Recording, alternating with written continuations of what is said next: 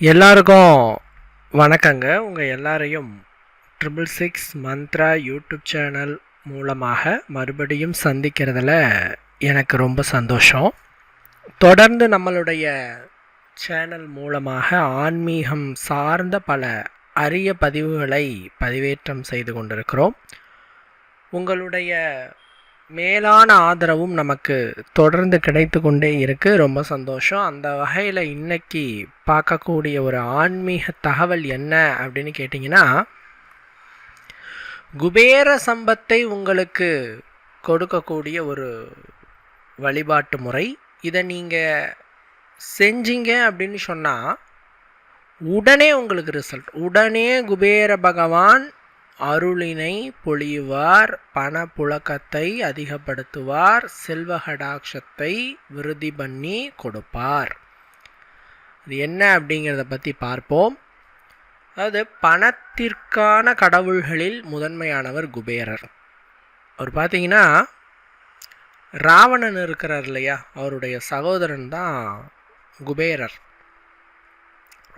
அதாவது அப்பா ஒன்று அம்மா வெவ்வேறு. இந்த குபேரர் தீவிர சிவபக்தர். அவர் சிவனை நோக்கி கடுமையான தவத்தினை புரிந்து அவரினுடைய அருளை பெறுகிறார். எப்படின்னு கேட்டால், மகாலட்சுமி தேவியினுடைய செல்வங்களின் பாதுகாவலனாக இருக்க வரத்தினை பெறுகிறார் குபேர பகவான். இந்த குபேர பகவானை யார் வழிபாடு செஞ்சாலும் பணம் சேரும், செல்வகடாட்சம் பெருகும். இந்த பூ உலகிலே மனிதன் வாழ்வதற்கு உண்டான அத்துணை க்ஷேமங்களையும் இந்த குபேரர் அருள்வார். இதில் இந்த குபேர பகவானை எப்படிங்க வழிபடுறது அப்படிங்கிற கன்ஃபியூஷன் கூட சில பேருக்கு அப்படியே இருக்கிறது. பொதுவாக குபேரரை வழிபாடு செய்ய பல வழிகள் இருக்குது. நிறைய வழிகளில் குபேரரை வழிபாடு செய்யலாம். குபேர பூஜைன்னே தனியாக இருக்குது. தீபாவளி வருது இல்லையா, அன்னைக்கு லக்ஷ்மி குபேர பூஜை செய்யணும். இல்லை சார், அது அந்தளவுக்கு எங்களுக்கு தெரியாதுன்னா அட்லீஸ்ட் ஒரு நெய் விளக்கேற்றி மகாலட்சுமியும் குபேரரையுமாவது வழிபாடு செய்யணும். இப்படி இந்த குபேரரை வழிபாடு செய்வது என்பது மிக முக்கியமானதாக ஒன்றாக பார்க்கப்படுது. இன்னும் சொல்லப்போனால் வியாழக்கிழமை அன்னைக்கு மாலை 5 மணியிலிருந்து 7 மணிக்குள் இந்த டைமை குபேர காலம் என்று சொல்கிறோம். குபேர டைம் அப்படிங்கிறோம். இந்த டைமில் விளக்கேற்றி குபேரரை வேண்டிக்கும் போது அவர் அதிகப்படியான அருளினை கொடுக்கிறார் அப்படின்னு சொல்லப்படுது. குபேரர் வாசம் செய்யும் விருட்சம்னா நெல்லி மரம், நெல்லிக்காய் மரம். இந்த நெல்லி மரத்தில் தான் குபேரர் இருக்கிறார். அதனால் வீட்டுக்கிட்ட ஒரு நெல்லி செடி வளர்க்கணும். நிறைய பேர் கேட்பாங்க, சார் நெல்லி செடி வளர்க்கணுன்னு சொல்கிறீங்க, எந்த நெல்லி அப்படிம்பாங்க. சின்ன நெல்லியா பெரிய நெல்லியான்ட்டு. அது பெரிய நெல்லி தான். அது மலை நெல்லி, ஆம்லா அப்படின்னு சொல்கிற அந்த நெல்லி மரத்தை வீட்டுக்கு அருகிலே வளர்த்து வியாழக்கிழமை தோறும் வேண்டிக்கிறது, வெள்ளிக்கிழமை தோறும் வேண்டிக்கிறதுங்கிறது அதீத குபேர கடாட்சத்தை பொழிய செய்யும். சரிங்களா? இந்த குபேர பகவானினுடைய வழிபாடுகளில் இந்த அதிகாலை வழிபாடுங்கிறது வெரி பவர்ஃபுல். அதிகாலை நேரத்தில் குபேர பகவானை வேண்டுறது அப்படிங்கிறது ஏகப்பட்ட நன்மைகளை அருளக்கூடிய ஒரு விஷயமாக இருக்கும். இன்னும் சொல்லப்போனால், இப்போ நான் சொல்லக்கூடிய இந்த ஒரு பரிகாரத்தை செஞ்சீங்க அப்படின்னா வீட்டில் எப்போதும் வறுமை இருக்கவே இருக்காது. பணம் பெருகிட்டே இருக்கும். சரிங்களா? இதுக்கு உங்களுக்கு ஒரு இனிப்பு பொருள் தேவை, கண்டிப்பாக தேவை. இந்த இனிப்பு பொருள் எதுவாக வேணாலும் இருக்கலாம். லட்டு, டைமண்ட், கல்கண்டு, நாட்டு சர்க்கரை அல்லது வெள்ளை சர்க்கரை அப்படின்ட்டு எந்த ஒரு இனிப்பாக வேண்டுமானாலும் இருக்கலாம். இதோடு ஒரு ரூபாய் நாணயமும் உங்களுக்கு தேவை. ரூபாய் காயின் ஒன்று. இந்த இனிப்பு பொருள் உங்களுக்கு தேவை. இந்த வழிபாட்டை எப்படிங்க செய்யணும் அப்படின்னா, பிரம்ம முகூர்த்த நேரத்தில் செய்தால் சிறப்பு. அதிகாலை 3:30 மணியிலிருந்து 5 மணிக்குள், இந்த டைமை தான் பிரம்ம முகூர்த்த நேரம்னு சொல்கிறோம். இந்த நேரத்தில் செய்தால் சிறப்பு. இந்த பிரம்ம முகூர்த்த நேரத்தில் எழுந்திருச்சு குளித்து முடிச்சுட்டு, இல்லை சார் குளிக்க முடியாது, அந்த டைமில் ரொம்ப குளித்தா ரொம்ப வெடன்னு இருக்குன்னா, முன்னாடி நாள் அசைவம், போதை வஸ்து, தாம்பத்தியம் இதெல்லாம் நீங்கள் செய்யாமல் இருந்திருந்தால் ஜஸ்ட்டு முகம் கை கால்களை கூட நீங்கள் அலம்பலாம். இப்படி நீங்கள் அலம்பிண்டு நீங்கள் ஒரு அமைதியான இடத்துல வடக்கு பார்த்து உக்காரணும், அல்லது பூஜை அறையில் வடக்கு திசை பார்த்தமாறு அமர்ந்து கொள்ள வேண்டும்.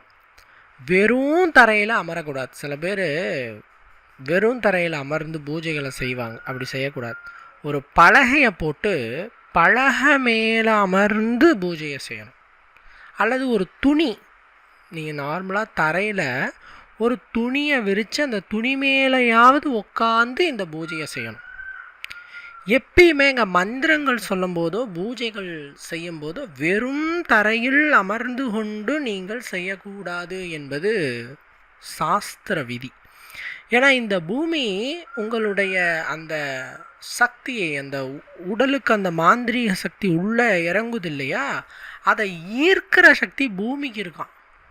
அதனால் எப்பயுமே நீங்கள் வெறும் தரையில் உக்காந்துட்டு சொன்னாலோ அல்லது நின்றுட்டு சொன்னாலோ அந்த மந்திர உருக்கள் முழு பலனை அளிப்பதில்லை, பூமி இழுத்துக்குது. அதனால் ஒரு துணியை விரிச்சிட்டு துணி மேலே அமர்ந்துட்டு நீங்கள் சொல்லலாம், அல்லது ஒரு பலகை மாதிரி செஞ்சுட்டு அது மேலே அமர்ந்துட்டு கூட நீங்கள் இந்த பூஜையை செய்யலாம். சரிங்களா? உங்களோட வலது கையில் நான் சொன்ன ஏதாவது ஒரு இனிப்பை வச்சுக்கணும். அந்த இனிப்புக்கு மேலே ₹1 நாணயத்தை வச்சுக்கணும். பிறகு இடது கையால் நீங்கள் மூடிக்கணும். ஃபஸ்ட்டு வலது கையில் இனிப்பை வைக்கிறீங்க, அதுக்கு மேலே ₹1 காயின் வைக்கிறீங்க, பிறகு இடது கையால் வலது கையை மூடிக்கிறீங்க. இப்போ உள்ள இனிப்பு இருக்குது, ஓகேவா? ஸோ நீங்கள் கண்ணை மூடிட்டு நான் இப்போ சொல்கிற இந்த மந்திரத்தை மனசார ஒரு 27 முறை சொல்லுங்கள். மந்திரம் என்ன அப்படின்னா, ஓம் கும் குபேராய நமக, ஓம் கும் குபேராய நமக, ஓம் கும் குபேராய நமக அப்படிங்கிற மந்திரத்தை 27 முறை சொல்ல வேண்டும். அதன் பிறகு குபேர துதி அப்படின்னுட்டு இருக்குது. ஒரு 108 நாம துதிகள்லாம் இருக்குது. நீங்கள் ஆன்லைனில் சர்ச் பண்ணிங்கனாவே நிறையா வரும். அதை நீங்கள் அழகாக பிரிண்ட் அவுட் எடுத்து வச்சுக்கிட்டு அதையும் சொல்லுங்கள். ஓம் குபேராய நமக, ஓம் லக்ஷ்மி குபேராய நமக. இது மாதிரி 108 துதிகள் அதில் இருக்கும். அப்படி 108 துதிகளை சொல்லி வேண்டிக்கிட்டு குபேர பகவானிடம் என்னுடைய செல்வ செழிப்பு உயர வேண்டும் என்று வேண்டுதலை வைக்க வேண்டும். நீங்கள் அதன் பிறகு அந்த ₹1 காயினை எடுத்து நீங்கள் செலவு பண்ணுவீங்க இல்லையா, அந்த செலவோடு சேர்த்து இதையும் பண்ணிவிடுங்க. அல்லது உங்களோட கல்லாப்பெட்டியில் போட்டு வச்சுக்கோங்க. இதை செலவு பண்ணலாம். இந்த ₹1 நாணயத்தை தாராளமாக செலவு பண்ணலாம். இது செலவாகும்போது தான் விருத்தி ஆகும். இப்போ ஒரு உதாரணத்துக்கு, இப்போ ஒரு வீடு வாங்கலான்னு போகிறீங்க அப்படின்னு வச்சுக்கலாம். வீடு ஒரு 10 லட்ச ரூபா, ஒரு 3 லட்ச ரூபா நீங்கள் பேமெண்ட் பண்ண போகிறீங்க ஃபஸ்ட்டு. மீதி ஒரு 7 லட்ச ரூபா லோனுங்க அப்படின்னா கூட ஒரு 3 லட்ச ரூபா பேமெண்ட் பண்ண போகிறீங்க. அப்படிங்கும்போது இந்த பூஜையை பண்ணிவிட்டு அந்த ₹1 நாணயத்தை எடுத்துகிட்டு அந்த நீங்கள் பேமெண்ட் பண்ணுற அந்த பணத்தோடு அந்த ₹1 சேர்த்து கொடுக்கும்போது குபேர கடாட்சம் கிடைக்கும். நீங்கள் அல்லது அன்றாடம் செலவு பண்ணுறோம், செலவுத்தோடு இந்த ₹1 கொடுக்கும் பொழுது உங்களுக்கு பணம் வீண் விரயமாகாது. ஒன்று. ரெண்டாவது, அந்த இனிப்பு என்னங்க பண்ணுறது அப்படின்னு கேட்டால், உங்களுடைய வீட்டிற்கு வடக்கு திசை பார்த்து நீங்கள் தூவி விட வேண்டும். சரிங்களா? வடக்கு திசை பார்த்து நீங்கள் தூவி விட வேண்டும். இப்படி தூவி விட்டோம்னா சிறு சிறு உயிரினங்கள்லாம் எடுத்து செல்லும். அது உங்களுக்கு ஒரு புண்ணியமாக இருக்கும். சரிங்களா? இந்த ஒரு பரிகாரத்தை நீங்கள் எப்போனாலும் செய்யலாம். இப்போ தான் செய்யணும் அப்படிங்கிறதில்ல, எப்போனாலும் செய்யலாம். பட் இருந்தாலும் வெள்ளிக்கிழமை நாள் செய்வது சிறப்பு. அல்லது வியாழக்கிழமை நாள் செய்கிறதும் சிறப்பு. ஏன்னா வியாழக்கிழமை குபேரருக்கு ரொம்ப உகந்த நாள் அப்படிங்கிறதுனால வியாழக்கிழமை செய்கிறது சிறப்பு, வெள்ளிக்கிழமை செய்கிறதும் சிறப்பு. உங்கள் விருப்பம். 2 நாளில் செய்கிறச்சே நீங்கள் அதிகாலை பிரம்ம முகூர்த்தத்தை தேர்ந்தெடுத்துக்கோங்க, அதுதான் கரெக்டாக வரும். இதை பெண்கள் செய்கிறது மேலும் சிறப்பு. ஏன்னா நான் அடிக்கடி சொல்கிறது தான், ஒரு பெண் தான் அந்த வீட்டின் மகாலட்சுமி. அவங்க விளக்கேற்றுறதா இருக்கட்டும், பூஜைகள் செய்கிறதா இருக்கட்டும், பணத்தை கையாளுறதா இருக்கட்டும், இந்த மாதிரியான சூட்சமங்களை ரகசியங்களை அவர்கள் பயன்படுத்த, என்ன சொல்ல போனால் பணத்தை பெருக்கிற வழி ஆணை விட பெண்ணுக்கு தான் தெரியும். ஆண்கிட்ட பணம் என்றைக்குமே அதிகமாக தங்கறதில்லை. இல்லை சார் எங்கிட்டலாம் பணம் இருந்தால் ஓரளவுக்கு செலவாயிடுதுங்க அப்படின்னு சொன்னால் உடனே உங்களோட ஒய்ஃப்கிட்ட கொடுத்துருங்க, இல்லை அம்மாட்ட கொடுத்துருங்க.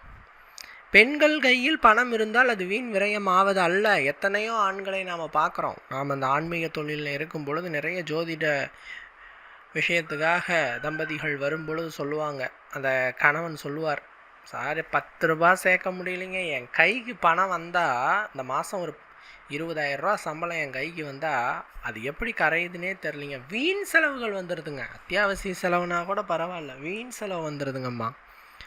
நான் உடனே சொல்லுவேன், நீங்கள் சம்பளத்தை வாங்கிட்டு உங்களோட கமிட்மெண்ட்லாம் முடிச்சுட்டு லோன் கட்டுற மாதிரி இருந்தால் எல்லாம் கட்டிட்டு அத்தியாவசியம்லாம் வச்சுட்டு இந்த சேவிங் அமௌண்ட்டை அழகாக உங்கள் ஒய்ஃப்கிட்ட கொடுத்துருங்கம்மா. அவங்க அதை சேவ் பண்ணிக்கிட்டோம். எப்பொழுது சேமிப்பு பணம் மனைவியிடம் கொடுக்கிறீர்களோ அல்லது அம்மாவிடம் கொடுக்கிறீர்களோ, பெண்களிடத்தில் கொடுத்தால் அந்த பணம் வீண் விரயமாகிறது இல்லை. இது அனுபவ ரீதியாக நான் பார்க்குற உண்மை. ஸோ அதனால் இந்த பரிகாரத்தை பெண்கள் செய்யும்போது குடும்பத்துக்கே ரொம்ப நல்லது.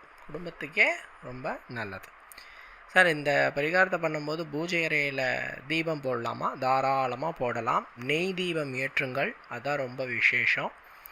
ஒரு நெய் தீபம் 100 நல்லெண்ணெய் தீபத்திற்கு சமம். இன்னும் அந்த நெய்யை நீங்களே தயார்படுத்தி யூஸ் பண்ணிங்கன்னா இன்னும் விசேஷம்.